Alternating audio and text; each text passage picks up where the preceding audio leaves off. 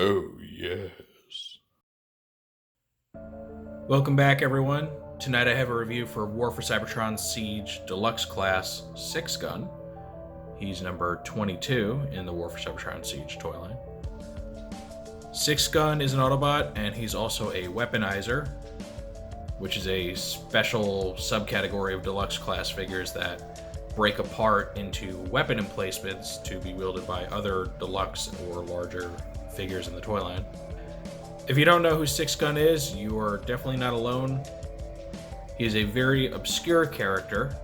He was a small robot that was made up of the weapons that were held by the original Generation 1 Metroplex. Very hokey, goofy looking little robot. He had guns for legs and guns for arms. And yeah, there's really nothing to write home about. So just like the previous Weaponizer Cog, he's been reimagined from some minor little drone character into a full-fledged figure with a lot more detail and articulation than his Generation 1 counterpart. So like all my reviews, we're going to take a look at Sixgun's box, his instructions, and we'll see Sixgun himself, different modes, his transformations. I'll display how he interacts with other Siege figures. And as a bonus, I'll even give you guys a glimpse of him alongside his Titan partner, Metroplex. Alright, so the box is a standard deluxe size box for Siege. It's got usual branding, Sixgun's name, his designator is number 22, city symbol in the background. Over here we have this really cool picture of him kind of stepping up, firing his back guns here against some airborne enemy. See the bullets kind of flying off. It's really neat. You can see some guys in the background. I'm not really sure who they are. They might just be generics. Hard to make out. Now, if you shine a black light on this piece of artwork, it'll reveal a code in Ancient Autobot. I know I've been calling it Cybertronics, which is not accurate. That's a Beast era language. Ancient Autobot text. His should be super obvious, but it's Metroplex. So if you go and enter that code in on the Transformers website, unlock bonus content for Sixgun here. Over on the back shows his vehicle and robot modes. Shows that he requires 16 steps to transform. Talks about how he breaks apart into different weapons, and then shows him attaching to Ironhide here. And then lastly, typical Siege artwork on the other side. Alright, his instructions. Have a nice picture of him on the front here.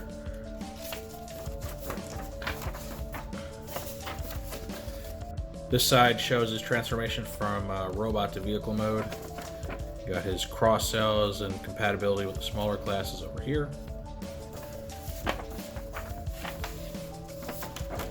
This part shows how to break him down into his components. This shows his three cannon weapon configurations and how to attach them to another transformer. And then over here on the bottom, you have the names and stats for his different weapons, which are mainly just the different parts of his body. So you got the MTX M2 anti-gravity cannon, which are his legs and feet. You have the MTX S2A guided missile launcher, which is kind of the lower torso and hip area. You got the MTX 50, which is a dual flank boost launcher, and that is the top part of his body there. Got the MTX LR ion pulse blaster, and those are his arms with the big cannons attached. And then lastly, the W5 gyro blaster, which are just his little small blaster pieces here. If those look familiar, I'll point out why in a second. Alright, Sixgun's vehicle mode is actually an all-new mode. The original Sixgun didn't have a vehicle mode. He was just a robot made of guns. So there was a lot of imagination that went into this, and I think the end product is really nice. You can see some sort of like a flying spaceship type thing. It's got a little cockpit here. He's got these wings. He's got forward-facing cannons. He's got like 4 cannons underneath the cockpit. He's got what look like some kind of missile launchers here, some boosters. I don't know if these are supposed to be rear-facing cannons or what. He's got little boosters on his feet there. And, it's not the most believable vehicle mode. Weaponizers seem to have that as kind of their weak point. A lot of weird kibblage going on down here. But it looks good, especially from the top. And, considering this is a character that never had a vehicle mode, the fact that they could kind of squeeze something in there is pretty cool, pretty impressive. These little gyroblaster things I mentioned, these are actually the exact same piece that comes with a Siege Sideswipe. So that was really interesting. I had to go and double check when I first saw it to make sure, but yeah, they're like the same as his little red gun thing. And that's interesting because, to my memory, this is the first time that two different molds have had any weapon sharing since Titan's Return in the Generations line, not counting like Combiner Kill or anything. But, Titan's Return did that a lot with like the Blur and Chrome Dome molds and all that. So this is interesting. We've kind of seen a comeback to this. Some people might say that's not a good thing because that's less unique parts between different molds, but I don't know. As long as it doesn't become too commonplace, I can't complain too much. Alright, so the first thing you want to do to transform this guy is basically just take him apart. So take the arms off, take the little blasters off, set those aside. You're going to remove this top section here. And you have all these different pieces like so. Alright, so the first thing you probably want to do, let's do the lower body. You're going to disconnect his thighs from these tabs here. Just kind of bring them down and turn his waist 180 like so. Straighten out his feet. Yeah. This part here, you're going to swing down. These to go down, and then the two outside ones to point straight up. Like so. Alright, now you want to take his little cockpit section thing.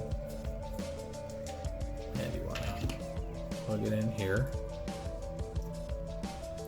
Swing these bits down and have them attach those tabs there. Like that. This piece, fold back, cockpit swings down, make sure both pieces go down, turn the head around, these little nubs are going to point outwards.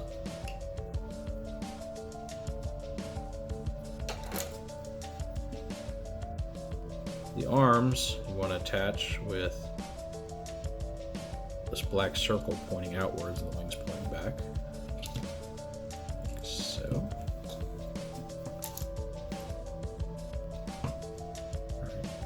And then lastly, you want to attach his Sideswipe copycat guns to these back cannons. And the instructions have you do it with the handles pointing backwards, which does, I think, make the cannons look pretty good overall. Alright, and that's the robot mode. You can pose him around how you want. He has a good range of posability. The head is on a basic swivel instead of a ball joint. Cannons can be posed any which way you want them to. You can bring them down over shoulders, point them up, whatever. Arms can swing back and forth, and then shoulders can move up and down. He does have bicep swivel. He has a single hinge for each elbow. No wrist swivel. It's all one molded piece here. He does turn at the waist. It's got the hinge and swivel combo for the hips. Thighs, swivel, single bend on the knee.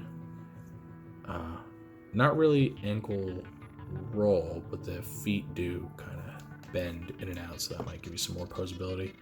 And then he has ankle tilt as well. So, standard, decent amount of posability there. Now, the instructions don't really show this, but these cannons do detach, they do come off. And you can have them wield them just as handheld guns, which I think looks a little less cumbersome, less kibbly. We would kind of give them a, in real life, freer range of motion here. But yeah, I think he looks really good. He has this very cool, almost Gundam-like quality to him. Whereas Cog was kind of thick built and husky looking, he's very lean, which works well considering that his vehicle mode is an airborne one.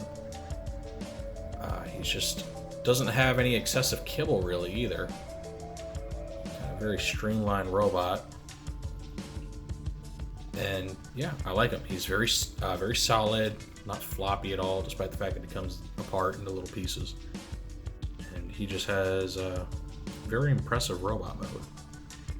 All right, now that we've seen that, we're gonna go ahead, take him apart, and transform him into his different weapon modes. And I have good old Ironhide here to demonstrate. All right, so to start transforming Sixgun into his different weapon modes, go ahead and break him down into his component pieces if you haven't done so already. And the first mode we're going to do is the defensive loadout. So for that, we're actually going to combine his little foot pieces, his legs, whatever, with his little blasters here.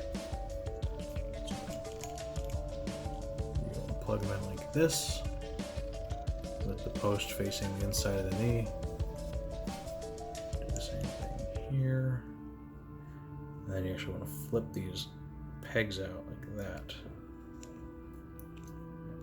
Like so. Take the cockpit section and go ahead and plug them into either side. Like this. Just like that. It's part of side. Take the main body, bring the legs out to the sides like so, and then attach his arms to those. Make sure they get on there nice and tight.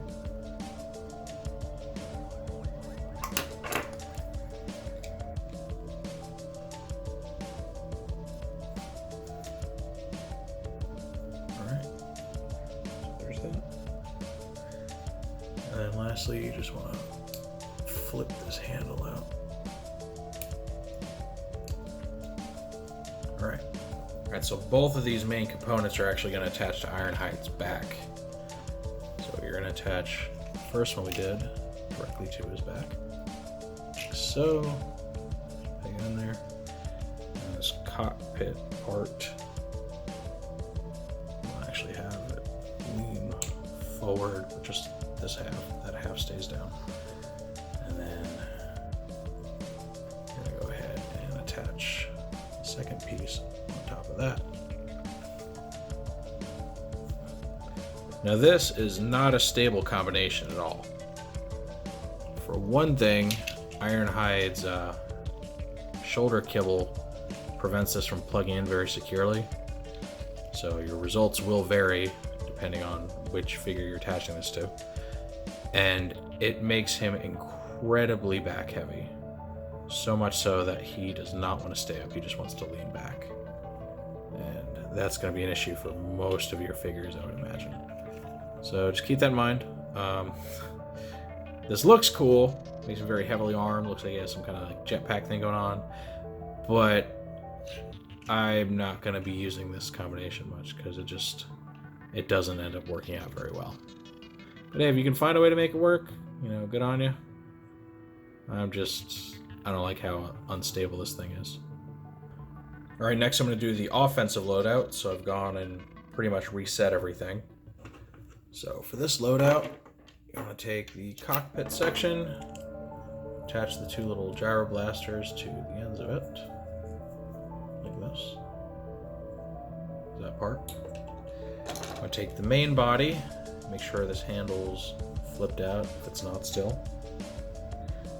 And actually turn it upside down and attach the arms to this. Again, the black circle's facing out.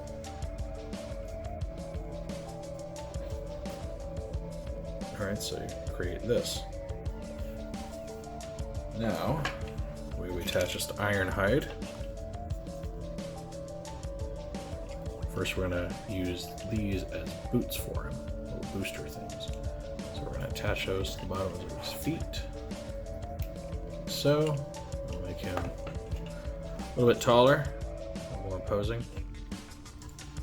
This part, you're gonna attach to his forearm, like this, with some kind of like crossbow or something. Pretty cool looking. And then lastly, this is going to attach to his back. So we just want to plug it right in there. And that's going to give him some pretty decent shoulder cannons. So yeah, this is the offensive loadout. Now honestly, it looks less offensive than the first one.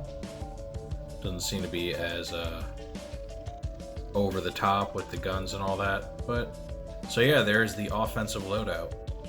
Now in my opinion, it looks less offensively oriented than the first one. I don't know, maybe they got the names mixed up because it makes him look a little bit lighter on the artillery. But this is a much more functional mode, doesn't make your guy want to flop over or anything. Got some decent shoulder cannons, this cool crossbow looking weapon, and makes him a little bit taller with these boosters. And I don't know if these are supposed to be like functioning guns, they probably are. So he's got foot guns, that's neat. I think this is probably my favorite of the three official combinations. Now this last weapon mode doesn't utilize every part of Sixgun, or at least not at the instructions or anything to go by. But this last one is called the High Precision Launcher Gauntlet. And it's actually pretty cool, pretty imaginative. So first thing I want to do is take the cockpit part again. You're gonna fold the outside bits down, like so. You're gonna fold down just the front section of the cockpit, leaving this part still up, like so. You want to take the main body, ensure that the post is still flipped out. You're gonna turn it this way, put the fingers kind of at a 90 like this. Then you're gonna point those little leg nubs forward, become kind of like thumbs or so. This actually ends up looking a fair bit like a combiner hand from Power of the Prime, where it's got a thumb on either side. Alright, from there, you're just going to plug this post into the cockpit, like so. Create this little gauntlet thing.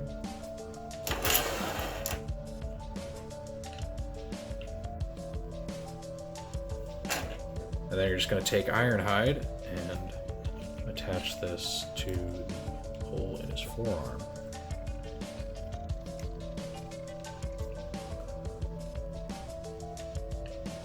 And may need to do some adjusting because of the size of his forearms, but you can make it work. And yeah, creates this like really big hand for him, which is pretty cool. It's pretty imaginative and a good way to utilize those four cannon looking things on Sixgun. And there goes Ironhide's link panel. For more info on those, watch their Ironhide review. But it works pretty well. You know, this part can flop a little bit, but with the right posing, that's not really an issue. And this is really all that's required for the mode. If there's anything else you want to add to beef up Ironhide or beef up this mode, you always could. Luckily, Ironhide's got no shortage of places to attach these accessories, so, you know, go ham if you want to. Right, time to have some fun. I mentioned before how Sixgun used to be made up of Metroplex's weapons. Well, obviously that doesn't work anymore with scale because the new Metroplex is a lot bigger than the old one used to be. So even though the pieces of Sixgun do resemble Metroplex's weapons in a way, they're not nearly the same size. But what he can do is attach to Metroplex in his base mode and look really good doing it. You can see, you know, attached in a few places. You can also see where my kid decided to draw on the wall, so, you know, that's cool. There's his light gun things right there. Pretty good as turrets. Got his like crossbow configuration over here with these other guns. And then I've got the rest of his cannons up here facing forward off the main cannon. And, you know, a whole bunch of different 5mm ports that you can connect him to. and it just really helps Metroplex look a little more fleshed out, even though this is a toy from, 4 toy lines ago now? The colors don't match exactly. Sixgun's colors are darker than Metroplex's, especially the reds, but they look close enough to where they blend in to a decent degree. For some more quick fun, here they are just chilling in robot mode. You got Metroplex, Scamper, and Sixgun together again at last. Alright, and this concludes our rather in-depth look at Sixgun, a character who up till now hasn't gotten much of an in-depth look. So yeah, I'm really digging this guy. I definitely find myself liking him more than I do Cog, just as a design in general. I think he's much cooler looking in all of his different modes. All of his parts are nice and sturdy. Nothing on him feels loose or overly tight. All the tolerances are perfect. He's got me liking this weaponizer idea just more and more.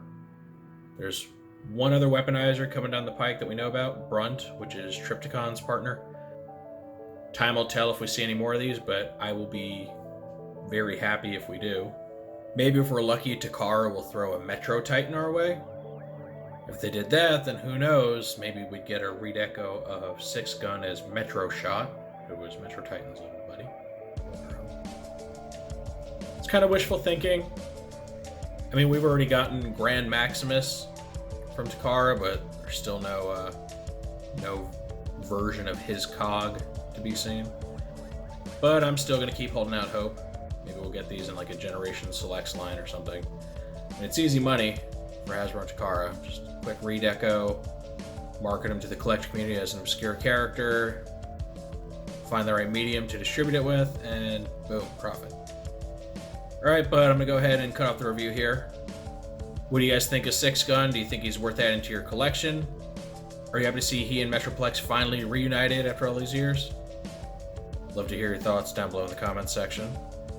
If you like this review, go ahead and toss it a thumbs up.